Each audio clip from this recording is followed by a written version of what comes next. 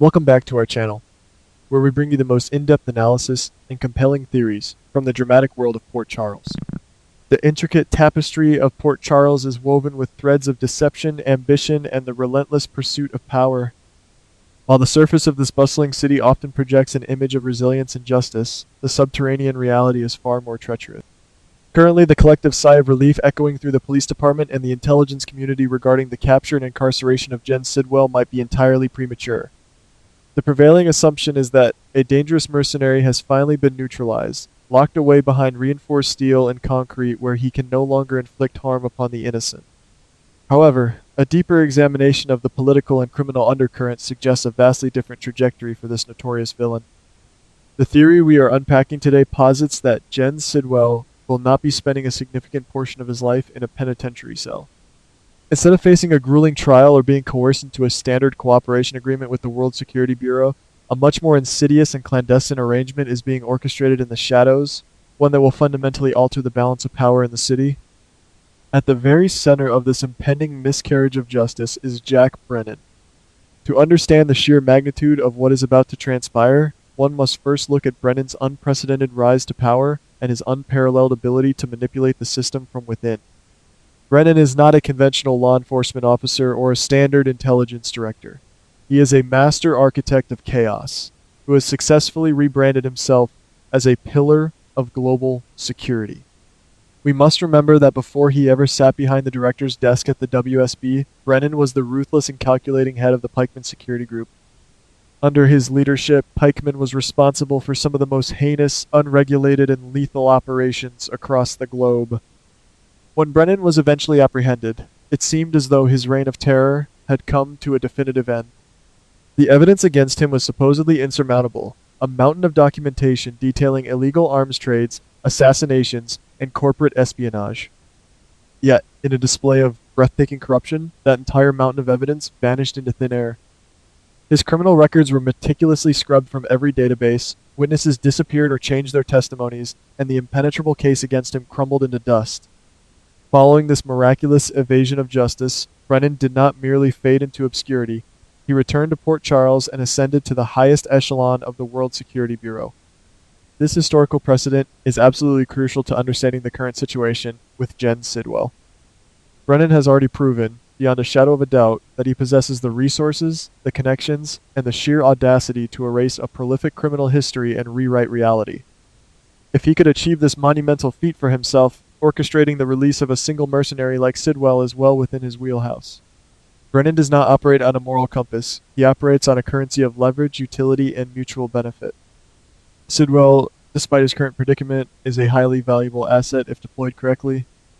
Brennan recognizes that keeping Sidwell in prison is a waste of a lethal resource, especially when there are domestic problems in Port Charles that require a very specific, very violent set of skills.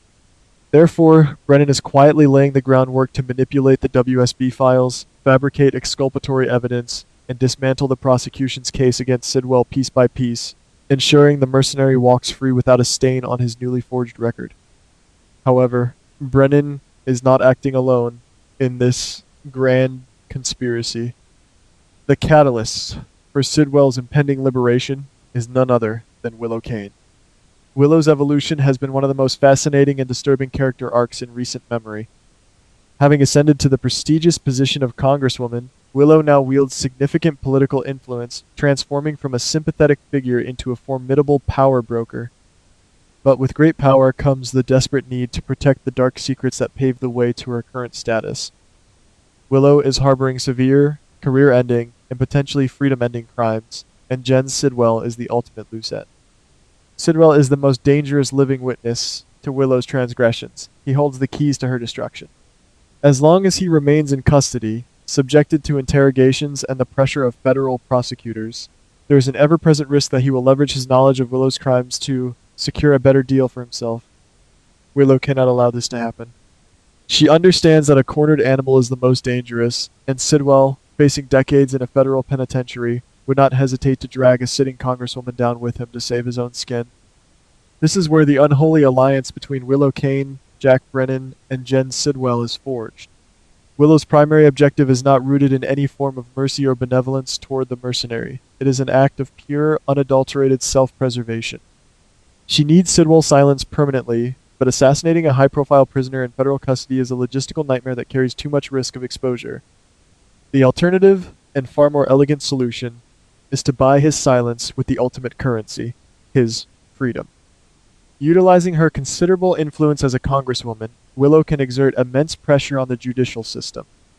She can initiate congressional reviews of the WSB's handling of the Sidwell case, citing procedural errors or demanding oversight that conveniently disrupts the prosecution. By applying pressure from the top down, Willow provides the perfect smokescreen for Brennan to operate from the bottom up.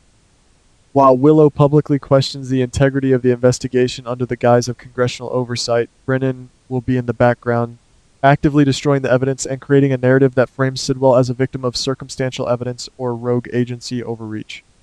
When the dust settles, Jen Sidwell will be declared innocent, or at the very least, the most significant charges against him will be unceremoniously dropped due to lack of evidence and procedural misconduct. He will walk out of the prison gates a free man, but this freedom comes with an ironclad, blood-bound contract. In exchange for his liberation and the total expungement of his criminal record, Sidwell must agree to absolute silence regarding everything he knows about Willow Kane. But the deal does not end with mere silence. Willow and Brennan are not in the business of handing out free favors. They demand a return on their substantial investment. Upon his release, Sidwell will be immediately drafted into a new, highly classified role. He will become the secret enforcer, the dirty hands, for this newly formed political and intelligence syndicate. And his very first assignment will be the total and systematic elimination of the single greatest threat to their empire, Drew. Drew's miraculous recovery has positioned him as the ultimate wildcard in Port Charles. He has returned with a sharpened mind, a renewed sense of purpose, and an unyielding dedication to uncovering the truth. Drew has begun to connect the disparate pieces of the puzzle, slowly but surely unraveling the intricate web of lies that Willow has spun to protect her political career and her hidden crimes. He is not easily intimidated, he cannot be bought, and he possesses the tactical knowledge and determination to expose the entire corrupt syndicate. For Willow, Drew represents an existential threat. If Drew succeeds in his investigation, Willow will lose her congressional seat, her reputation, and her freedom. She cannot allow him to continue his pursuit of justice, but as a public figure, she absolutely cannot afford to have her fingerprints anywhere near an attack on him. She needs Drew removed from the board, but she needs to maintain absolute plausible deniability. This is exactly why Jen Sidwell is the perfect weapon. By unleashing Sidwell on Drew, Willow achieves her ultimate goal without ever having to step into the line of fire. Sidwell is a ghost, a professional who operates in the darkest corners of the criminal underworld. He knows how to orchestrate accidents, how to apply lethal pressure without leaving a trace, and how to wage psychological warfare that breaks a target before the final blow is even struck. The upcoming narrative arc of General Hospital is poised to shift dramatically. The anticipated conflict of Jen Sidwell fighting against the might of the WSB will never materialize. Instead, the battlefield will be localized, intensely personal, and incredibly dangerous, transforming into a brutal war of attrition between Jens, Sidwell, and Drew. This proxy war will be unlike anything Drew has faced before. He will find himself targeted by a relentless, highly trained mercenary who seemingly has unlimited resources and an uncanny ability to evade law enforcement. Drew will be subjected to a series of escalating attacks, elaborate traps, and continuous sabotage, forcing him to fight for his life on a daily basis. What makes this impending conflict so devastatingly complex is the invisible shield protecting Sidwell. As Drew attempts to fight back and investigate the source of these attacks, he will hit brick wall after brick wall. Every time he gets close to identifying Sidwell as the perpetrator, the evidence will mysteriously vanish. Every time he tries to involve the authorities, bureaucratic red tape will stall the investigation. This is the true horror of the Trinity aligned against him. While Sidwell acts as the physical aggressor, launching relentless assaults on Drew's life and livelihood, Jack Brennan will be utilizing the full power of the WSB to run interference. Brennan will ensure that satellite footage is corrupted, that police reports are misfiled, and that any intelligence pointing towards Sidwell is immediately classified and buried. Simultaneously, Congresswoman Willow Kane will use her political platform to publicly discredit Drew, painting him as paranoid, unstable, or a public nuisance, thereby isolating him from potential allies and destroying his credibility. Drew will be fighting a three-front war, a physical battle for survival against a lethal mercenary, an intelligence battle against the head of the WSB, and a public relations battle against a beloved politician. The psychological toll on Drew will be immense. He will be forced to navigate a labyrinth of deception where the people tasked with upholding the law are the very ones orchestrating his demise. He will realize that the system itself has been weaponized against him. The brilliance of the strategy lies in its compartmentalization. Sidwell gets to indulge his violent nature and secure his freedom. Brennan gets to flex his manipulative muscles and secure a powerful political ally in Willow. And Willow gets to eliminate her most dangerous adversary while keeping her public image pristine and her hands seemingly. It is a perfect, symbiotic relationship of pure corruption. If this theory unfolds as anticipated, the alliance between Willow, Brennan, and Sidwell will undoubtedly emerge as the most dangerous and untouchable syndicate in the history of Port Charles.